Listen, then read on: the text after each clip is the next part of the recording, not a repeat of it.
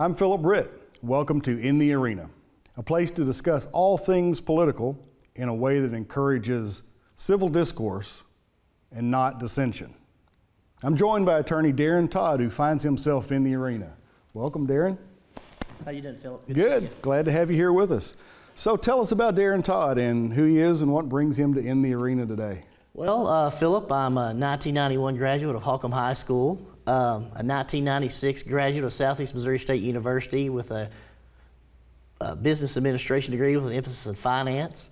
I'm a 1999 graduate of Southern Illinois University School of Law. I live in Kennett with my girlfriend Misty. I have 3 children. Annalise is 22. She just had my first grandchild. Congratulations. Walker. I know you know that's a big great step. Feeling. Absolutely. He's about 7 months. I have a middle son, Jack, who just graduated from Advanced Infantry Training School for the Missouri National Guard. He's been in there for about a year. Very proud of him for that. He spent his junior and senior summers of high school at Fort Benning.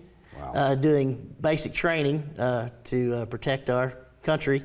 And he's getting ready to go to Southeast Missouri State University as a freshman in the fall, so I'm excited about that. Good for him. Also, Annalise is getting ready to graduate with a degree from psychology from Southeast Missouri State University.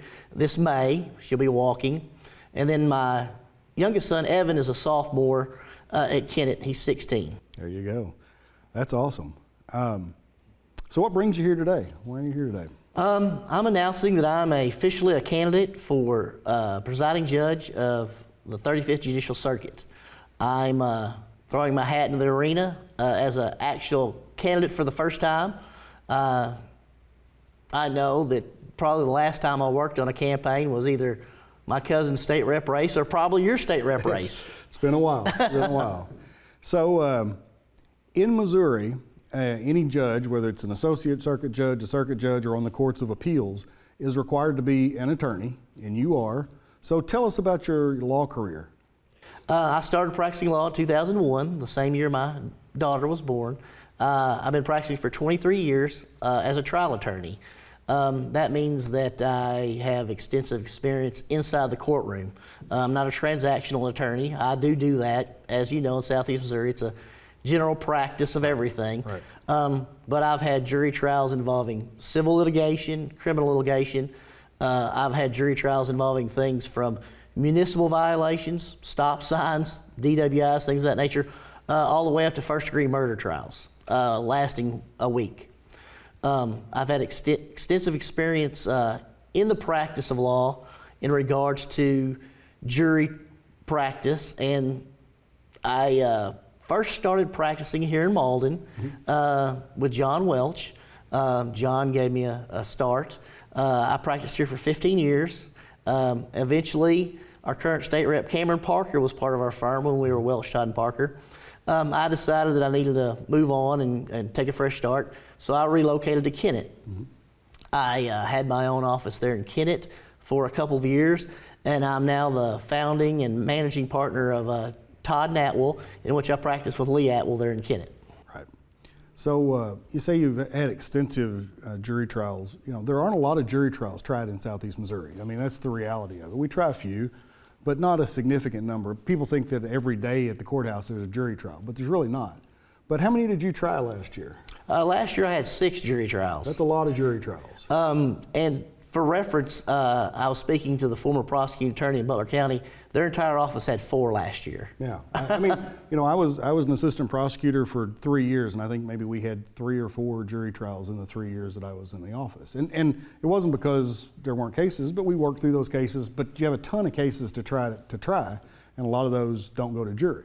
So that's an impressive number of cases. And a lot of folks don't realize, you know, you watch a jury trial on television on one of these dramas, and they don't understand what goes into preparation for a trial like that. You know, all the weeks of preparation beforehand. So to be able to do 6 of those, that's a challenge. So, you know, congratulations on being able to do all those. Thank you.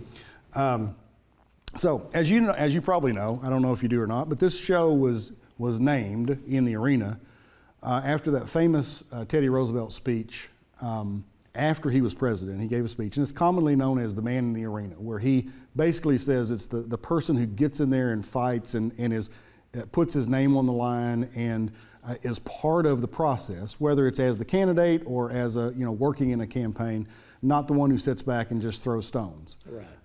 And so that's what we talk about, the actual political process, people who are engaged, and you are in the arena. Now, the arena is a little bit different for judicial candidates than it is for a candidate for a non-judicial office. I've done both.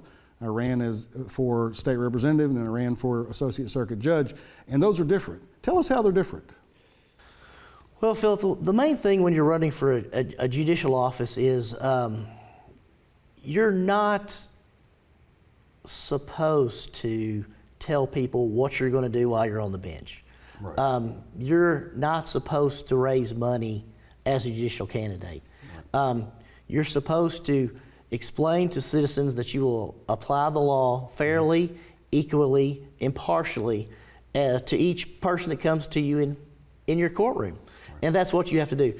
Now, as you're well aware, when there's state representative races or things of that nature, what you usually want to do is throw mud at your opponent and right. say what they haven't done and what you're going to do. The judicial race is a whole different situation. There's a lot more judicial canons, right. is what they're called, that you have to follow. And you have to be above the fray, right.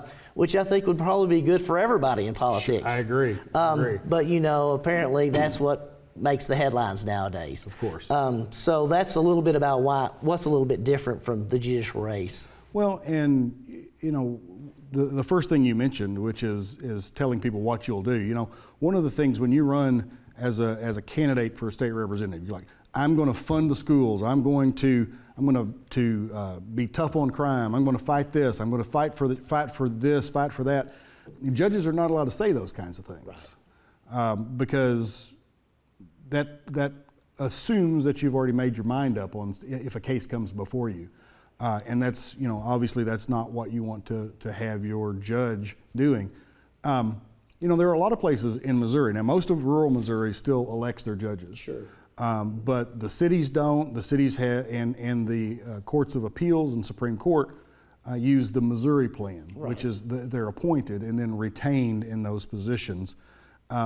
And sometimes, and this is Phillip's opinion, not Daren's opinion, sometimes I feel like that a lot of us would be better off if if judges didn't have to get out there and campaign. They didn't have to be in parades. They didn't have to go to the fish fries. They didn't have to go to all those things. But in rural Missouri, we like to get to know the people that we're going to vote for. And that's why we still elect our judges. So over the next several months, you're going to be out there shaking hands and meeting those people. Tell me this, in your opinion, what makes a good judge? I think what makes a good judge is as I've practiced throughout Southeast Missouri and a lot of Missouri, in fact, Jefferson County, I've been to Cooper County, I've been to Boone County, mm-hmm. I've had cases in all those places. I think a judge who listens to both sides, is even-tempered, mm-hmm. and understands that sometimes applying the law to the facts is not what's the popular decision. Right. You have to do what the law says. We don't make the laws. Right. That's the legislature. We apply the laws. Now, sometimes the laws have been determined to be unconstitutional, things mm-hmm. of that nature, and if they are, then that will be addressed appropriately. But our job as judge, and what makes a good judge, is someone who knows the law and will apply it fairly and evenly in every case that comes before them. Absolutely. So you're 51, I'm 53. In our lifetime, and I sat down and looked at this, in our lifetime, there have been 4 circuit judges in the 35th Judicial Circuit. Yes. There was Judge William H. Billings, who left the circuit and became the Southern District Court of Appeals judge and then was on the Missouri Supreme Court. Flake Lafayette McHaney, still yes. one of my favorite names and one of my favorite people of all time, the late Flake McHaney. The late Stephen Sharp, who was our state senator, who was a judge during a majority of our practicing time, and then now currently Robert Mayer. What about Daren Todd makes him the right person to be the 5th circuit judge in my lifetime? Well, Phillip, as I indicated, 23 plus years of trial experience. I've practiced law for 23 plus years in the courtroom, which is exactly what the circuit judge needs to do. I've handled numerous jury trials. I've handled municipal jury trials. I've had murder trials. I've had civil trials. I've represented the plaintiff in a civil jury trial. I've been the defendant in a civil jury trial. I've done every type of trial that could happen in that courtroom in Division I, which is what the presiding judge is known, Division I. Right. Also, I'm 51. Missouri Circuit Court judges are for a 6-year term, Right. and if elected, I will complete that term. It will now be a situation in which the governor will have to come in and appoint someone at a later date to fill the term. I'll be able to complete it, and in fact, I could run for 3 terms. Because in Missouri, as you know, and most people may not know, associate circuit judges and circuit judges are required mandatorily to retire at the age of 70. Right. Now, municipal judges is 75. Right. So, and as you know, Judge McCaney actually challenged that. He did. And it was unsuccessful. Right. And as a result, he was asked to leave the bench at age 70. So I think that's very important. I've also matured a lot in my 23 plus years experience from the time I was an intern for Steve Sokoloff and an intern for Mark Pryor when he was the Division III judge. I understand that thinking things through and making rational, calm decisions are what you need to do to be an effective judge. And I think I've done that. And I really feel that I'm now at the age that I'm ready to move on and take this step and become the 5th Circuit Judge in the 35th Judicial Circuit. The people of Stoddard and Dunklin County have been extremely nice and pleasant to me as I went out and talked to them about it. I've reached out to some folks, obviously not everybody I intend to, because you know that's just impossible. Right. But with COVID, it's changed politicking, as I'd like to say, a lot. Mm-hmm. Some people don't like the door-to-door politics. Right. But I plan to get out and meet as many people as I can and do what I can and let the people know that I'm ready and excited to be the next presiding judge for the 35th Judicial Circuit. Well, thank you, Daren, for joining us today in the arena. It's been a pleasure. I don't get to talk law much anymore. Right. Working here at A Corp Media, but it was great to have a chance to have you come in and share with us, and maybe we'll have you back later on down the road as this all progresses. So. There's one thing I need to mention, so that way Misty doesn't get on me. Obviously, her son Jake and his girlfriend Sarah also have a small child, her grandchild, Kaysen, right, who's 2. Right. And I'd be remiss if I didn't mention that. You would. You'd be in trouble. Yes, sir. All right. Well, good deal. So in the arena today with Daren Todd, candidate for circuit judge for the 35th Judicial Circuit.